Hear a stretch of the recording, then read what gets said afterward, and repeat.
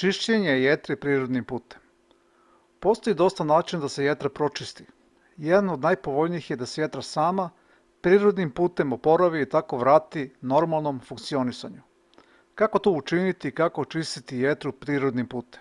Jednostavno je, pratite sljedeće korake. Prvi korak je da smanjite unos toksina u telo. Oni se često unose putem vazduha, a to najčešće mogu biti dim, benzin, farba, lepak, lak za nokte, parfemi, dezodoransi i sl. Drugi korak je smanjenje unosa toksina koji dolaze u hranu i piće, a to mogu biti konzervansi, veštačke boje, pesticidi, đubriva, alkohol i slične namirnice i pića. Treći korak je da se promene određene navike koje imate u ishrani. Preporučujemo da smanjite unos šećera, ugljenih hidrata i masnoća, jer su one najčešći izazivači masnoća u jetri. Nemojte unositi ni alkohol, ni prevelike količine proizvoda od mesa.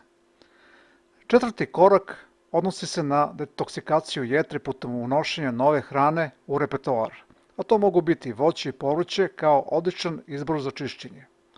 Peti korak je da se opredelite za još neki dodatni način na koji možete očistiti jetru, kao što mogu biti konzumiranje surutke, maslinovog ulja, ispijanje čaja i sl.